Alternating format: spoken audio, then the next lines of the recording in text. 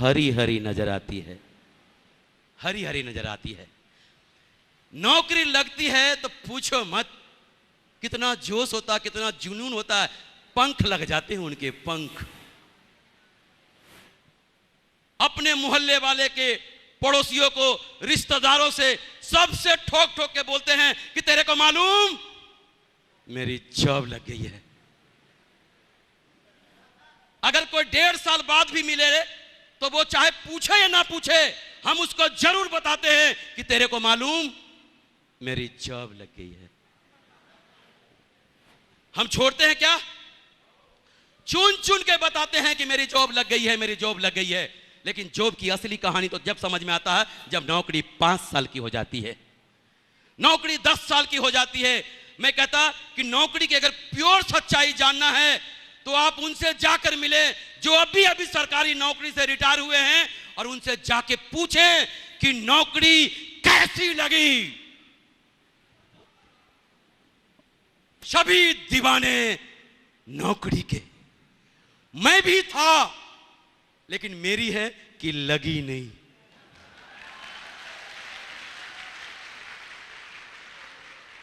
और आज मैं परमपिता परमेश्वर को धन्यवाद देता कि मेरी लगी नहीं।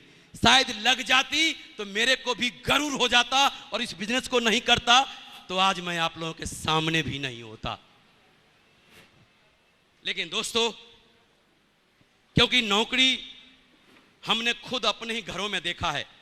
हमारे दादाजी जितने भी भाई सारे रेलवे में नौकरी करते थे। हमारे पिताजी जितने भी भाई सारे रेलवे में नौकरी करते थे। हमारे पिताजी रेलवे में इंजन फिटर हुआ करते थे। और जब उनको 1 तारीख को तनख्वाह मिलती थी ना, आहा, एकदम से गरम हो जाते थे, गरम। इधर थैला लटका हुआ फल फ्रूट का, बेटा तू भी ले, तू भी ले, तू भी ले। 1 तारीख को पापा जी से मांग लो जो शाम मिलेगा।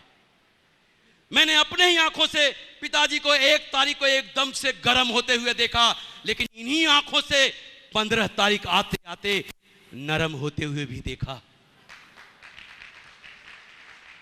और महीने के आखिर में 25 तारीख आते आते पक्के बेशरम होते हुए देखा। एक 500 का नोट दियो, 1 तारीख को दे दूंगा। 1000 का नोट दियो, 1 तारीख को दे दूंगा। दोस्तों, नौकरी इस बात की गारंटी है कि आपको कभी भूखा नहीं मरने देगी। लेकिन यह बात भी तय है कि नौकरी जीवन में आपको कभी भी आगे नहीं बढ़ने देगी, कभी भी आगे नहीं बढ़ने देगी, कभी भी आगे नहीं बढ़ने देगी नौकरी।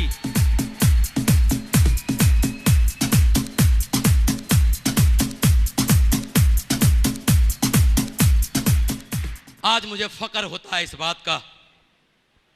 और आज अगर मैं अपने अचीवमेंट की बात करूं, आज मेरा बेटा हिंदुस्तान में नेटवर्क मार्केटिंग के इतिहास में सबसे कम उम्र का डायमंड मिस्टर राकेश प्रसाद, 22 साल का डायमंड, 22 साल का डायमंड। पापा कहते हैं बड़ा नाम करेगा, बेटा हमारा ऐसा काम करेगा, मगर ये तो कोई न जाने कि मेरी मंजिल है कहाँ।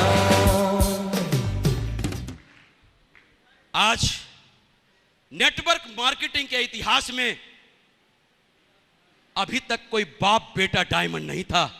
देखना है, आज बाप बेटा डायमंड आपके सामने है।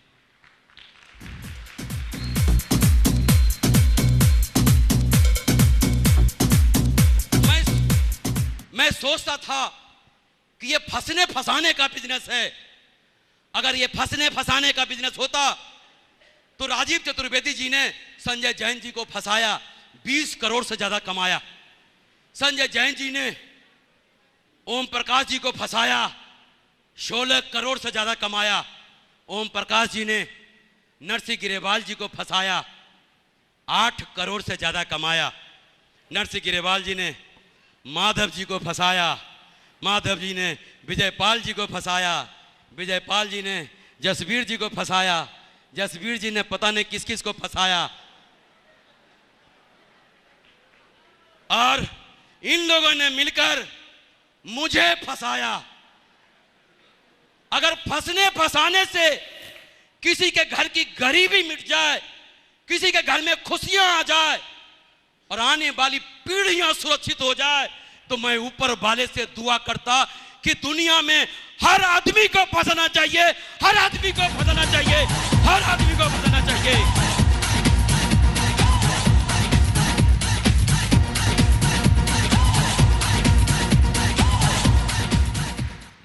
फंसने के बाद अगर ऐसा जीवन मिलता हो तो फंस जाना चाहिए, फंसा देना चाहिए।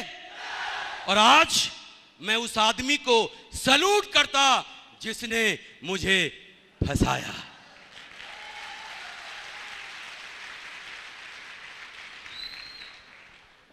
दोस्तों, थोड़ा सा पता नहीं आप लोगों के बीच में आकर थोड़ा सा बहक जाता हूं और टाइम की भी परवाह नहीं किया,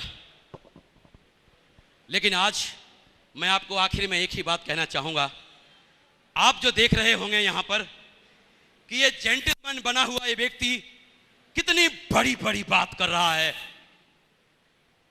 महज मैट्रिक पास ये शख्स आपके सामने बात कर रहा, और आपको जो लग रहा होगा ना, ये जो चेहरे पे जो चमक दिख रही है ना, ये चमक ऐसे नहीं आई। कितने पढ़ते इसकी गुदड़ी है ना, मैंने गिना नहीं।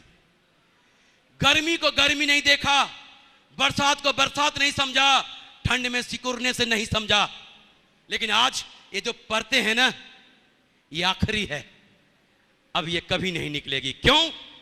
आज मैं घर में भी रहता हूं एसी में, घर से बाहर जब कार में निकलता हूं तो एसी में, कार से जब बाहर रेलवे स्टेशन पर जाता हूं तो वेटिंग रूम भी एसी का होता है, और जब ट्रेन में होता हूं तो एसी में, और होटल में होता हूं तो एसी में, और हवाई जहाज में होता हूं तो एसी में।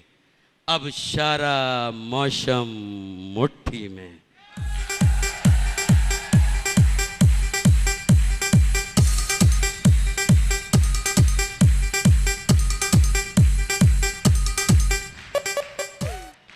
थोड़े टाइम गर्मी को सह गया, थोड़े टाइम बरसात में भीग लिया, थोड़े टाइम ठंड में सिकुड़ लिया, थोड़े टाइम।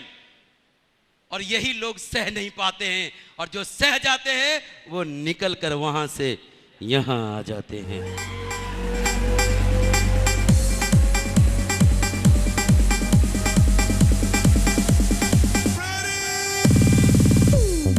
आज अगर ये सत्येंद्र प्रसाद मैट्रिक पास, अंग्रेजी बोलना नहीं जानता तो क्या फर्क पड़ता है? अंग्रेजी बोलना नहीं जानता तो क्या फर्क पड़ता है?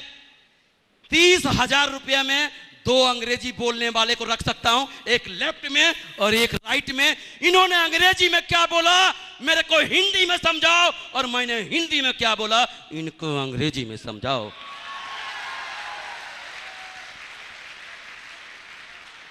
कोई फर्क नहीं पड़ता मेरे भाई, पैसे की भाषा दुनिया जानती है, और जब रोकड़ा आता है ना तो अंग्रेजी बोलना भी सीख लेते हैं, सो सीख लिया है।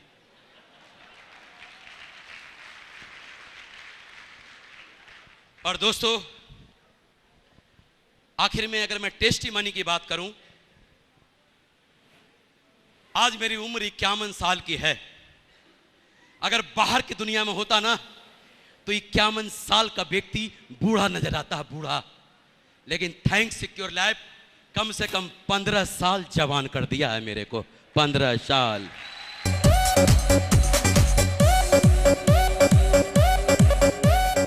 आपको किसी ट्रेनिंग में बताया गया कि आपकी उम्र भी कम हो जाएगी?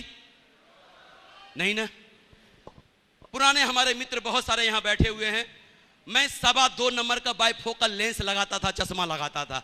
मेरे बैनर में देखो, मेरे वीडियो में देखो, ऑडियो में देखो, मैं 2 नंबर का बाइफोकल लेंस चश्मा लगाता था। और कुछ दिन पहले मुझे चश्मे से दिखाई नहीं दे रहा था। जब मैं डॉक्टर के पास गया कि डॉक्टर साहब देखो मेरे चश्मे में क्या हो गया, तो डॉक्टर ने चेक करने के बाद जानते हैं क्या बोला? बोला मिस्टर प्रसाद आपकी नजरें वापस आ गई है। मैंने बोला डॉक्टर साहब ऐसा भी होता है? बोला हाँ होता है। मैंने बोला कैसे होता है? तो बोला जीवन में कोई टेंशन फिक्र नहीं हो, चारों तरफ खुशियां ही खुशियां हो, तब ऐसा होता है। मैंने बोला थैंक्स, सिक्योर लाइफ।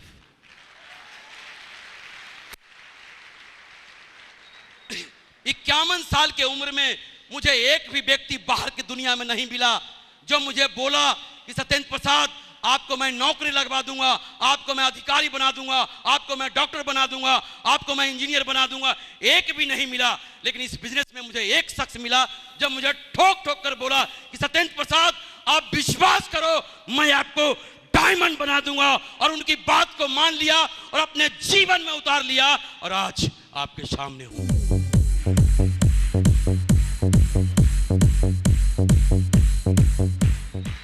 आज मेरी एक बिटिया है जो फर्स्ट ईयर की छात्रा है। लेकिन दोस्तों आप लोगों के सामने वादा करता, आज जो एक अच्छे इंजीनियर की तनख्वाह है ना, बिटिया की 1 महीने की इनकम है। और 2015 तक मैं उनको भी डायमंड बना दूंगा। लोग सोचते हैं ये मेरी बिटिया है और ये पराया धन है, बाहर चली जाएगी। ये तो मेरा बेटवा है, बुढ़ापे का लाठी बनेगा। अरे आप लोग भी जानते हो और मैं भी जानता हूं कौन किसका लाठी बनता है। अगर बिटिया को आपने एक आईडी देके अगर उसको डायमंड बना के विदा किया ना, तो सारे, आप सोच के देखो, अगर बिटिया को डायमंड बना के विदा किया तो उनके सास ससुर और जेठ जेठानी उनको ससुराल में कैसे रखेंगे? कैसे रखेंगे? हथेलियों पे, पलकों पे। तो बजाओ ना।